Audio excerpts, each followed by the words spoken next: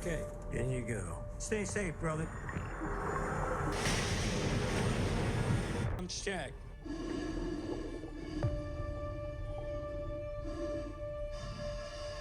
Pushing too hard. Copy.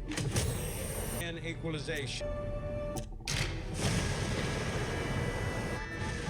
The thrusters have gone offline. How many? All of them. Now, copy that. Smack! There is no more slack. That's everything I've got. The ship's not drifting. Chris has become our anchor. That's never gonna hold. Chris, on me. What happens now? Your umbilical, it's gonna snap. I will come back for you, but you have to get yourself back to the top. I can't rescue you if I can't find you. Understand? Just make sure I'm alright though.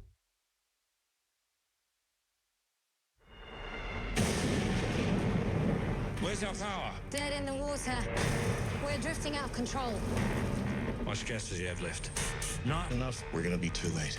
It's a body recovery now. No, it's not.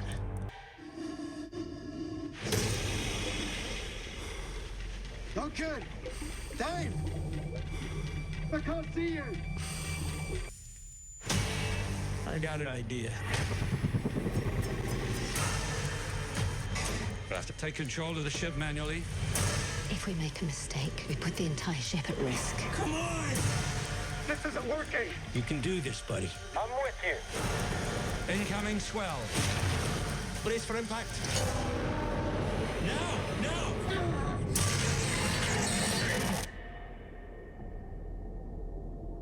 Chris! Diver! Where are you?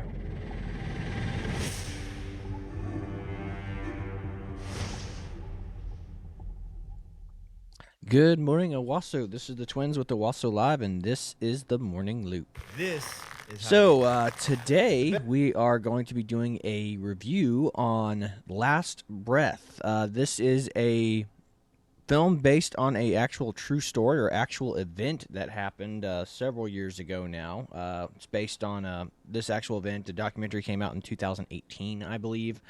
But yeah, no, an incredible true story of a guy who was basically went without oxygen about 300 feet below the ocean surface for about 29 minutes, I believe.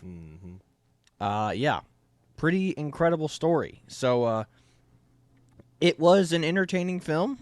I wouldn't say it's going to be like, it's not going to be winning any Oscars or anything like that. It's just a cool. Well, the true story ones never seem to win anything. It's just like, this really happened. So therefore, it no creative writing involved. It's all just a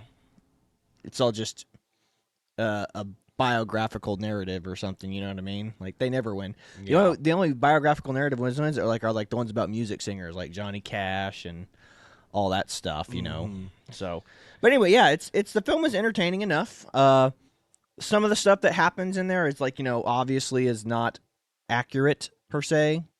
So, like they have to have like, the rookie, the new guy, the guy might have been new to the crew, but he wasn't new to the job, so they got to have that little element in there, they got to have the guy telling them what's going to happen. It's like the guy already knew what was going to happen. But it's an entertaining film, and it's a good story. And like I said, if you're interested in true stories, like those films like Everest and things like that, you're just like, yeah, no, it's an interesting watch, and it's incredible. But yeah, it just leaves you wondering, how on earth is that possible, Yeah. And if you're like us, you believe in miracles and you believe that God acts in the world, then yeah, it makes sense. But, if you're a scientist, they're still struggling to figure out how this guy lived, Mm-hmm. Yep. But as you can see here, I've pulled up the Rotten Tomatoes score. It says they have it a fresh score of 80%, popcorn meter 92. Wow, that's awfully high. I know. But, it's like critics don't really like it's like we said, critics don't really like true story stuff, but they seemingly enough seem to like this enough, as it seems, at least the tomato one. The IDBM is definitely giving it a lot less of a good love. one. It's got it a 6.6 out of 10, and it says it's popularity, but of course, every movie after its first weekend is going to decrease in popularity. Yeah, well, I mean, this is already out to rent. We watched it yeah. on, Amazon Prime? Exactly. Yeah. We watched it on Prime. Here's what I'll say, folks. It is a good movie. It's an entertaining film, but, it's not the type of film you're going to go back and be like, oh, I have to watch that again. It's no Jurassic Park, it's no Star Wars, you'll just, it's one of those movies you'll watch it once and maybe you'll watch it again if you catch it on TV or, you see it on Netflix or something. I don't know. It's kind of one of those films. Like, it's no standout, but like I said, structurally, it's a perfectly fine film, Mm-hmm. Actually happened, and again, being somebody who's like seen multiple accounts, seen interviews with the divers and stuff, like when you see it in film, you're just like, ugh, but again, you have to treat the audience like they don't know what's going on, it's like you have to treat the audience like idiots, it's like most people don't know what living in a bell is like, so it's like they don't realize that they have to pressurize when they go down, a lot of people aren't certified scuba divers, they don't understand that you can't just swim down 300 feet and then swim right back up 300 feet and be like, oh, you're fine. No, it's like you got to equalize. Dying, yeah, you got to equalize. You got to pressurize. You got to get used to the weight of that of the different levels of the ocean. So it's so they got to treat you like that, and that's what it is. It's a lot of exposition dumps as they're explaining what life in their little bell's going to be like, what they're going to have to be doing as far as what their job is. Mm-hmm. And maintaining they're the divers that maintain the platform for a oil drill rig, site. yeah. They go down and they make sure that everything's still working right. Yeah. And as we've learned from just if you know anything about the basic upkeep and maintenance of ships, like you have to do this stuff pretty regularly because salt water like just tears away at anything that it touches. Salt water. Yeah. Again, if you have to wash your boat. If you have an ocean boat, like you have to wash that thing like every single day, multiple times a day, because the salt water just wants to destroy your ship. I mean, why do you think that the whole Navy trope, swab the deck, is the thing? It's like that you have to keep that ship spick and span, or otherwise it's just going to rust. You're just going to be floating on a floating rust bucket out in the middle of the ocean, and you don't want that. Yeah. And, like, as coming from a film perspective, it was the only thing I'd kind of say is it's hard to pin down who the main character was in this. Yeah, it's like the three divers are the main characters, but it's you have Woody Harrelson playing the wise sage-like character who's like he's the grizzled old dog who's and then you have the seasoned veteran diver, and then you have the guy who's the rookie, and then you have the rookie. Yeah. And you want to say that the rookie diver is the main character. He but technically is. That's literally, how the film opens. Exactly. Yeah. It is how the film opens, but he goes dark at the halfway point of the movie for the rest of the movie till the very end. Yep. Because of, it's a true story. They want to keep it accurate, and, it's like he passes out underwater. Like, he runs out of oxygen, so it's like he's not going to speak anymore. Yeah, it's over. And then, they do a couple things where they try to rescue him with the little submerged submarine or whatever. That doesn't happen, in real life. Yeah, that at least and all the stuff that I watched, they didn't really comment on it. You know what I mean? Yeah. Plus, it wouldn't have been a viable way to bring him up to the surface. They'd have to get him back to the bell. Assuming that. Yeah. It's like, and then try to figure out where the bell and the ship are based on. Just a little flashlight on a submarine. Yeah. Not a smart move. You just have to again. The smartest move is to just leave the body there and find him. Yeah. So, again, they do a lot of stuff that, just for film purposes. Oh, let's make it interesting. See if we can, drag his body with a little submersive submarine. It's like, yeah, sure. I mean, that it works, but it doesn't change the narrative. But like I said, it's just something that doesn't really happen. Yeah, but it causes more drama. Exactly, yes, it's drama. And that's what you're doing. When you're trying to tell a story like this, it's like, how can we get these other characters who are super relevant involved in the story? Yeah. How can we? This movie's runtime is pretty short. Let's pad it a little bit longer. Yes, exactly. Cool. Yeah, they're padding the runtime. And it's good writing. I'm not gonna lie. I mean, but like I said, if you, again, someone like me, I was like, I'm just sitting there watching. That didn't happen. But again, it's like once you do it, it's like the type of person who's like, I read the book. The book was much better. It's like I'm not trying to be that guy, but when you know things, it's just like film has to cut things out or condense narratives, like the Black Hawk Down. Like if you tried to do a little sub story with every single character in Black Hawk Down the book, it would have been like, we're gonna be here all day. Yeah, like this is gonna be like a 5-hour epic, But no, you got to condense characters. You got to put them into one little unit, and be like, okay, this guy's this guy, or these characters are combined.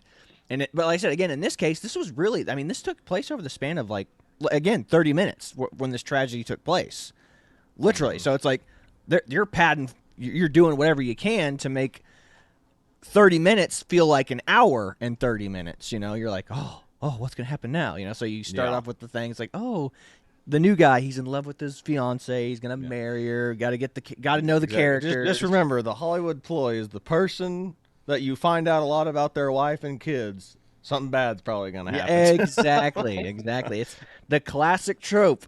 Oh, the game. We really liked him. He's that guy. Yeah. We really liked him. Exactly. But that's the point. It's like if you ever see somebody start talking about their wife and kids, they're gonna die. But if you meet their wives and kids, and let's say it seems like it's gonna be a revenge story, so somebody's gonna get hurt. That's right.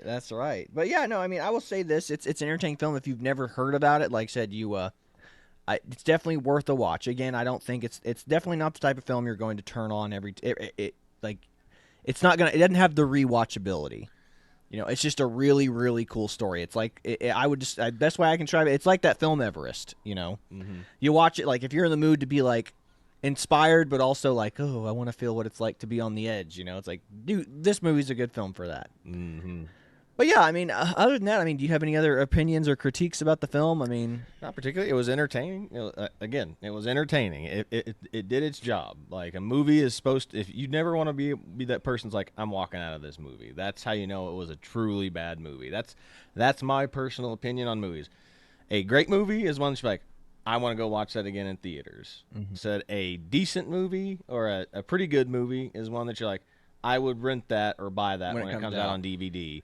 And then there's just movies that are just like, it's entertaining. It's entertaining. If it was like on TV casually, I might turn it on and watch it. Yeah. And then there's the last one, which is horrible movies, which is ones you're like, I need to get the heck out of here. And then, of course, there's the only one subcategory of this movie's so bad, it's hilarious. Yeah, I have to watch it again because it was so bad. Yeah, and this one falls in the whole probably one and done. Like you'll watch it once and you'll forget about it. Again, if I caught it on TV, I might turn it on, but it's just like nothing that I'm going to write home about.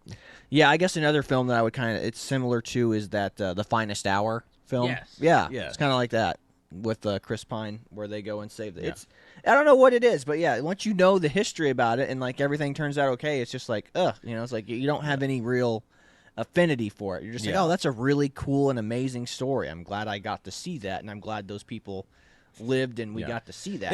It's the whole thing of once you know what's going to happen, it kind of defeats it.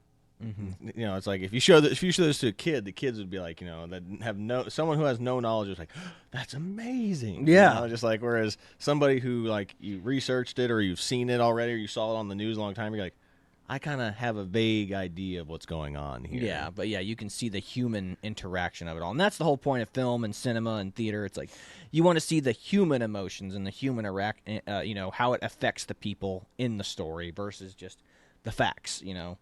So, again, I definitely recommend giving it a watch. I give it a thumbs up. And, again, it's just one of those movies where you'll just sit there and be like, hey, yeah, that was good. And then, it's going to just disappear into obscurity, which is unfortunate. But, I mean, c'est la vie, such is life, Very rarely do you get something as epic as a Star Wars or a Jurassic Park or a Jaws, something that you just, dude, I could watch this movie all day. Yeah. 100%. What's this thing that you sent me right here? No, this is just the actual. This is the actual guy. The images of the diver. Okay. You don't have to actually. It's just a robot. Being, oh, this is so and so. Yeah, these are the actual pictures, the actual people that did it. So I mean, that's him, the guy that was without oxygen for 29 minutes. Gotcha. Okay, yeah. So I saw this. I forgot to play this in the background. No, you're fine. You're fine. Yeah, I mean that's the actual image of him down there. Cool. So yeah, I mean that's the guy. That's who it really is, and it's really neat. He looks more like Woody Harrelson. Look like Woody Harrelson should have been playing. Yeah, yeah. Well, he still technically was the youngest of the bunch, though. Yeah, that's funny. But yeah, Hollywood always pretties up the people in real life. Of course. Like you identify more with it. This is why life is easier for attractive people. It's like the more attractive you are, the more grace people are going to give you. If you're not attractive. Not saying people are going to go out of their way to be mean to you, but they're not going to afford you as much grace. Mm-hmm. It's just the sad nature of life, man. Yep. Well, I said it's like what makes a good. It's like the whole stick. What makes a good salesman? Like the sole predictor, especially of like salespeople who do well, is height. The taller the man is, the more effective a salesman he is. For women, what is it? it's looks. No. What? Oh, breast. Bigger the boobs, the more likely people are willing to buy from her. Wow. That is the key indicators of successful salespeople. Wow. Not saying it's the only. I'm just saying the people who are really the men who are really tall do really well, and the women who have really big boobs do really well. That's funny. Now there are other factors, obviously, like you can really, like if you have the gift of gab and you're charismatic, yeah, for sure. But if you're just going off of genetics, like there are genetic indicators that will tell you whether or not you're going to be indicated for success or not. That's funny. That is hilarious. Well, that's pretty much all we've got for today, unless there's something else you want to talk about. No. I definitely recommend giving Last Breath a watch. It's good, but again, it's the type of movie that you'll watch once and it'll probably just be on the back burner and be like, you remember that? Maybe you'll talk about it with your friends one day. Be like, there's this film you should check out called Last Breath, where this guy was like submerged under the ocean for 29 minutes without water. You should check it out. And like that's the extent of it. But yeah, that's about all I've got for you today. This is the Twins with Owasso Live. This was the Morning Loop. Be sure to like, share, and subscribe so you too can stay in the loop. Oh, and this was our movie review Friday. Yep. So that's all we've got for you today. God bless you, everyone. See you later, everybody. Okay, in you go. Stay safe, brother. Bell, do you copy? Comms check. Comms check.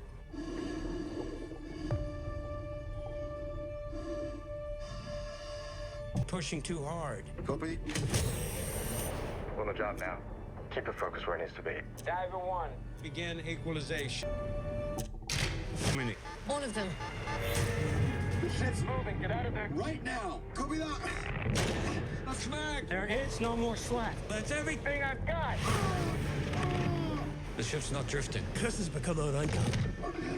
That's never going to hold. Chris, on me. What happens now? Your umbilical, it's gonna snap. I will come back for you, but you have to get yourself back to the top.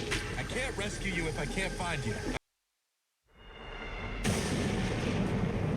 Where's our power? Dead in the water. We're drifting out of control. How much gas does he have left? Not enough. We're gonna be too late. It's a body recovery now. No, it's not. Dave! I can't see you!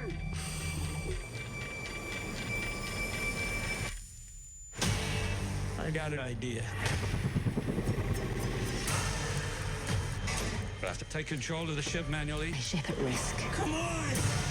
This isn't working. You can do this, buddy. I'm with you. Incoming swell. Brace for impact. Now! Now!